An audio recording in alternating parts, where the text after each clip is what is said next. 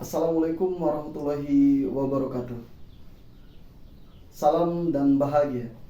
Bapak Ibu guru hebat, perkenalkan nama saya Adi Sanjaya SPD, guru mata pelajaran Bahasa Indonesia fase E di SMA Negeri 1 Sape. Saya adalah peserta PPG dalam jabatan kategori 1 tahap 2 tahun 2022 LPTK Universitas Mataram. Dalam video ini saya akan menyampaikan hasil praktik baik pembelajaran berdiferensiasi tentang media Sirandi meningkatkan hasil belajar bahasa Indonesia pada materi teks laporan hasil observasi. Bapak Ibu guru hebat, di era sekarang ini kita tidak bisa menafikan kemajuan teknologi. Salah satu kemajuan teknologi tersebut yaitu smartphone atau gawai pintar, di mana semua kalangan pasti menggunakannya. Gawai dapat bermanfaat bagi peserta didik jika digunakan untuk kepentingan belajar. Namun, pada kenyataannya sangat sedikit peserta didik yang memanfaatkan pada sisi positif dalam proses pembelajaran. Alih-alih melarang siswa membawa smartphone di kelas, saya berniat untuk memfasilitasi penggunaan gawai tersebut agar efektif dan efisien digunakan dalam pembelajaran. Saya mencoba berbagai media berbasis digital seperti model, kodular, tetapi keterbatasan kemampuan dan rumitnya dalam proses perancangan, saya mencari referensi media lain dan menemukan Google Sites sebagai media pembelajaran karena fiturnya gratis, sederhana, dan mudah digunakan bagi guru yang tidak memiliki latar belakang teknis. Bapak Ibu guru hebat, praktik baik ini penting untuk dibagikan karena bertujuan untuk meningkatkan hasil belajar peserta didik lewat media pembelajaran berbasis digital menggunakan media Google Sites. Peserta didik bisa mengakses lewat gawai mereka sendiri kapan dan dimanapun. Penggunaan Google Sites sebagai media pembelajaran dapat menghemat penggunaan kertas. Contohnya saya mengajar 6 kelas dengan total 228 siswa. Dapat dibayangkan berapa banyak kertas yang saya habiskan jika dalam setiap pertemuan lembar kerja peserta didik menggunakan kertas. Praktik baik ini juga sebagai langkah berbagi pengalaman kepada rekan guru lain tentang penggunaan media berbasis digital, lebih khususnya media Google Sites, di mana kita tidak perlu belajar tentang pengkodingan, tapi cukup drag and drop fitur-fitur yang tersedia dan itu gratis. Bapak Ibu guru hebat, dalam praktik baik ini tentu memiliki tantangan, di mana tantangan yang saya hadapi yaitu yang pertama, media pembelajaran harus sesuai dengan gaya belajar peserta didik. Yang kedua, peserta didik menggunakan gawainya pada saat kegiatan pembelajaran untuk saling berkomunikasi melalui beragam media sosial seperti WA, Instagram, TikTok, game, dan aktivitas lainnya. Tentu hal ini akan mengganggu kegiatan pembelajaran di kelas. Yang ketiga, bagaimana saya harus meningkatkan hasil belajar peserta didik pada mata pelajaran Bahasa Indonesia. Untuk mengatasi tantangan tersebut, tindakan yang saya lakukan yaitu yang pertama, saya membuat media pembelajaran berbasis digital yang dapat diakses lewat smartphone yang kemudian saya namakan dengan Sirandi Bahasa Indonesia, yaitu akronim dari sistem pembelajaran digital yang dibuat dengan Google Sites.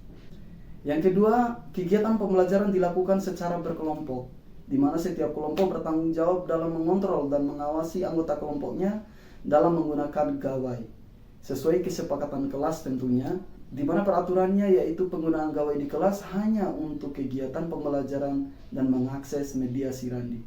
Tindakan yang saya lakukan yang ketiga yaitu memberikan pengarahan dan motivasi kepada peserta didik agar semangat dalam belajar dan meningkatkan hasil belajar melalui media Sirandi. Karena media ini terdapat materi pembelajaran selama 1 tahun pembelajaran yang disertai dengan video, tugas, literasi, sehingga diharapkan dapat meningkatkan kemampuan peserta didik dalam memahami materi pembelajaran, serta dapat mengurangi penggunaan kertas dan mengefisiensikan waktu dalam pembelajaran.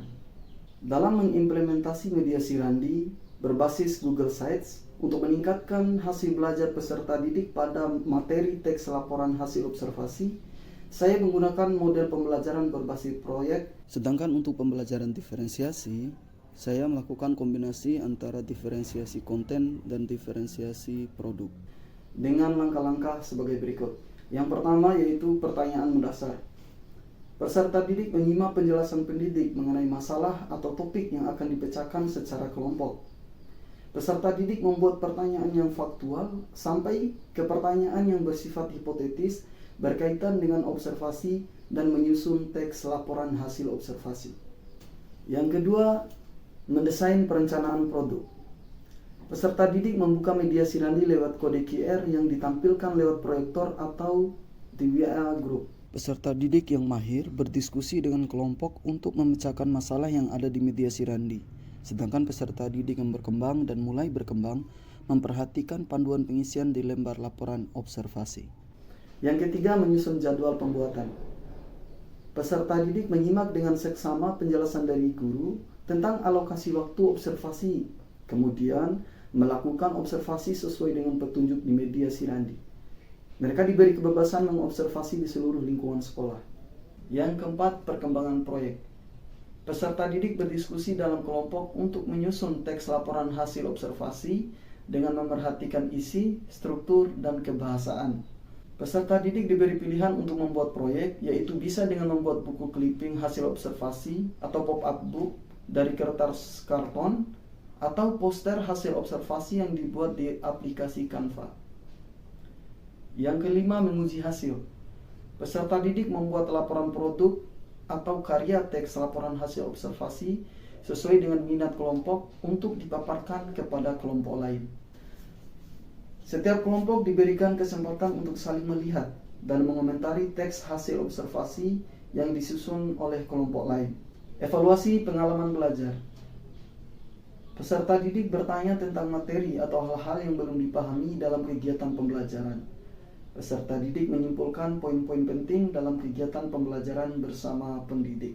Bapak Ibu guru hebat, praktik baik ini menunjukkan hasil yang efektif, yaitu dapat diketahui dari hasil asesmen sumatif, di mana sebagian besar peserta didik memenuhi kriteria ketuntasan tujuan pembelajaran. Selain itu, respon dari 90 peserta didik pada umpan balik lewat Google Form yang saya berikan dapat disimpulkan bahwa mediasi randi sesuai dengan minat dan gaya belajar, mempermudah mengakses materi dan tugas, dan meningkatkan minat dalam belajar bahasa Indonesia. Tentang mediasi randi, media pembelajaran itu mudah diakses, bagus, terus tampilan juga menarik. Jadi kita tuh bakal langsung tertarik buat belajar karena tampilan itu menarik, terus mudah diakses di mana saja, kelas, rumah, ataupun saat kita melakukan kegiatan yang lain. Kita ngerjain tugas itu di dalamnya ada kayak panduannya, langkah-langkahnya, terus kan kita tuh perlu pahami dulu apa sih itu teks laporan hasil observasi. Dalam mediasi randi ini kan udah dikasih tahu materinya apa, terus laporan observasi itu apa, strukturnya, gaya bahasanya, ataupun kaidah bahasa yang ada di situ.